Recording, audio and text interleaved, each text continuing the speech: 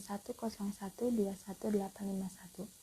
Di sini saya akan membuat video presentasi tentang analisa rasio keuangan sebagai syarat untuk mengikuti evaluasi tengah semester mata kuliah Manajemen Keuangan di Universitas Teknologi Digital.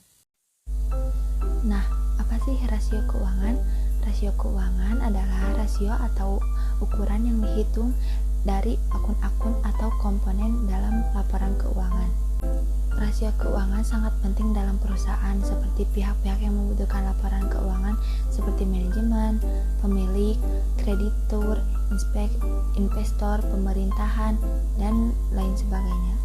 Selanjutnya yaitu jenis-jenis rasio keuangan. Yang pertama ada rasio likuiditas, kedua rasio profitabilitas, ketiga rasio solvabilitas, dan yang terakhir yaitu rasio aktivitas. Yang pertama ada rasio likuiditas. Likuiditas adalah rasio yang digunakan untuk mengukur kemampuan perusahaan dalam memenuhi kewajiban jangka pendeknya. Rasio ini membandingkan kewajiban jangka pendek dengan sumber daya jangka pendek, atau bisa disebut juga dengan aktiva lancar, yang tersedia untuk memenuhi kewajiban jangka pendek tersebut menurut Van Horn.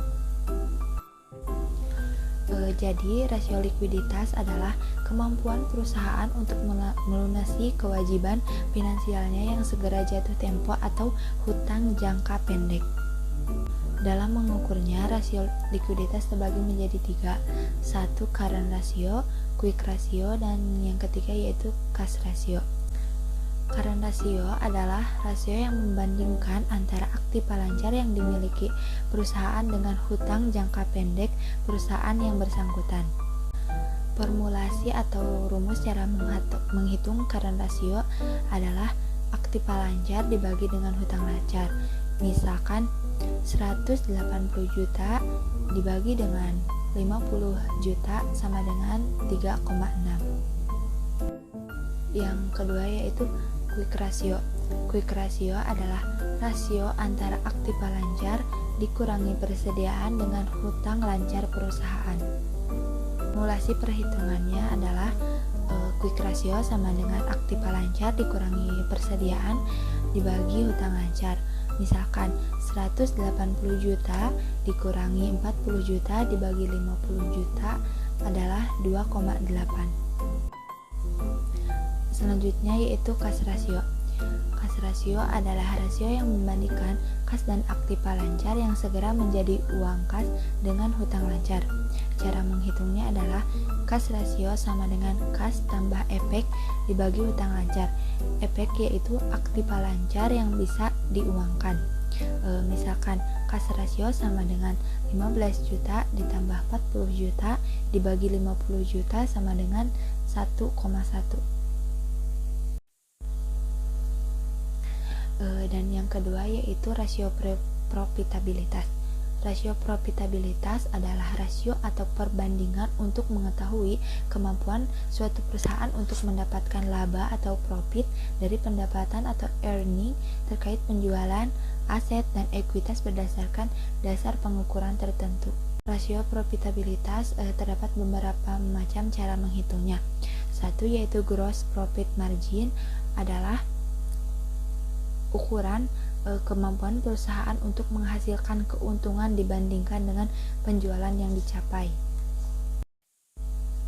Cara menghitung gross profit margin adalah penjualan dikurangi HPP dibagi penjualan dikali 100%.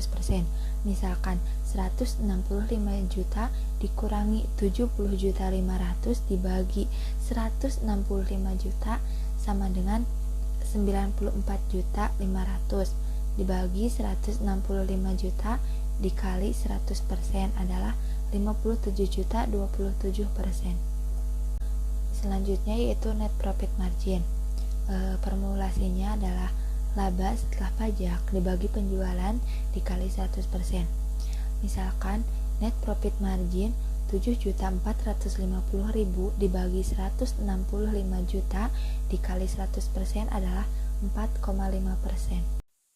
Dan yang ketiga yaitu return on investment.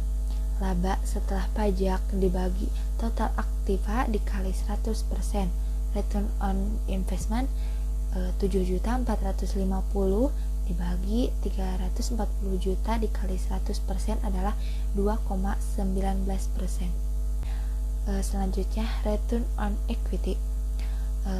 Formulasinya laba setelah pajak dibagi modal sendiri dikali 100%.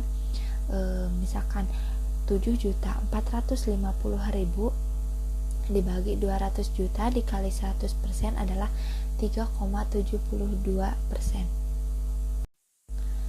Dan yang terakhir yaitu earning power.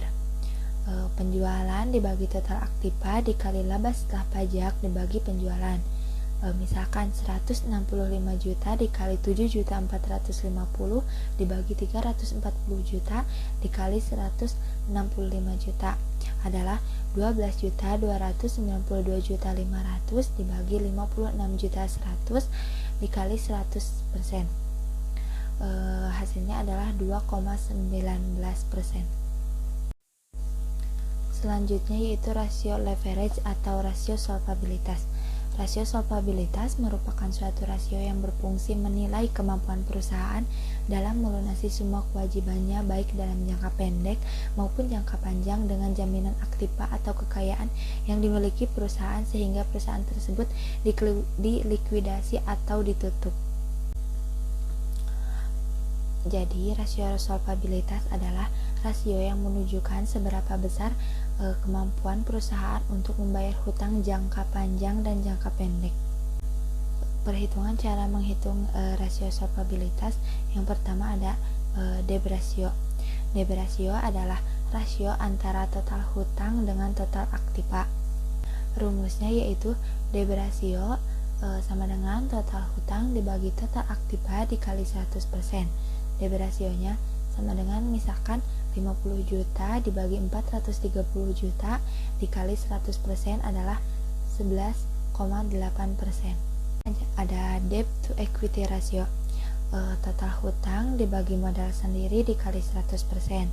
Misalkan 50 juta dibagi 100 juta dikali 100% adalah 0,5%. Yang terakhir dalam perhitungan rasio solvabilitas ada time interest earned ratio, sama dengan laba sebelum bunga dan pajak dibagi beban bunga, sama dengan misalkan 23.300 dibagi 600 sama dengan 3,8 kali. Jenis-jenis dari rasio keuangan adalah rasio aktivitas. Rasio aktivitas merupakan rasio yang digunakan untuk mengukur efektivitas perusahaan dalam menggunakan aktiva yang dimilikinya, atau dapat pula dikatakan rasio ini digunakan untuk mengukur tingkat efektivitas pemanfaatan sumber daya perusahaan. Sama ada periode pengumpulan piutang, sama dengan piutang dibagi penjualan dikali 360 hari. Formulasinya 27 juta dibagi 165 juta dikali 360 hari sama dengan 5,89 hari. Selanjutnya yaitu perputaran piutang. Perputaran piutang untuk mengetahui lamanya piutang tertagih yang digunakan. Rumusnya penjualan kredit dibagi piutang. Simulasinya 165 juta dibagi 27 juta adalah 6,11 hari. Dan yang selanjutnya yaitu perputaran total aktiva. Rumusnya yaitu penjualan dibagi total aktiva sama dengan simulasinya yaitu 165 juta dibagi 615 juta adalah 0,26 kali. Yang terakhir yaitu perputaran aktiva tetap. Rasio ini digunakan untuk mengukur efektivitas penggunaan aktiva tetap dalam mendapatkan penghasilan. Rumusnya yaitu penjualan dibagi aktiva tetap. Simulasinya adalah 165 juta dibagi 74.800 adalah 2,29 kali. Nah, mungkin hanya itu yang bisa saya sampaikan. Semoga presentasi yang saya tampilkan bisa berguna untuk saya dan teman-teman. Mohon maaf apabila ada kesalahan. Wabillahi taufiq wal hidayah. Wassalamualaikum warahmatullahi wabarakatuh.